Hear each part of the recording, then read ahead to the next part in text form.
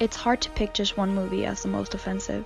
Instead, I'd pick a whole genre that represents our people as gangbangers and drug sellers. It's so cliche and offensive because our people do so much more than just that. Those movies and slave movies, Hollywood only portrays us in those two categories.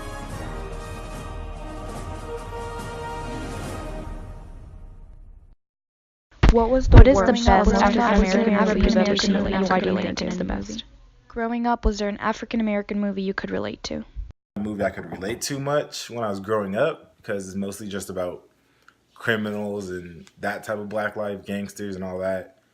Me coming from a family of cops, I'm obviously not a gangster, not a criminal, anything like that.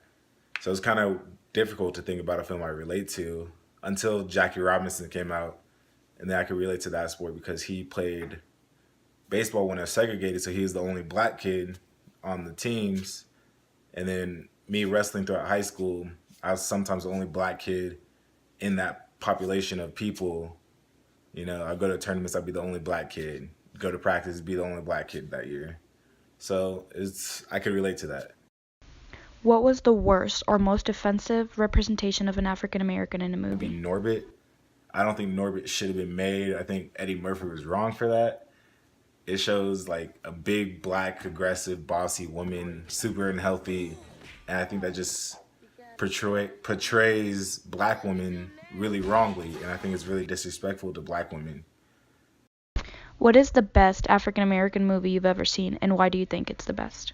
The Pursuit of Happiness, because it's Will Smith, educated black man trying to do good for his son, trying to give his son the best life, and I just think it's a really good movie.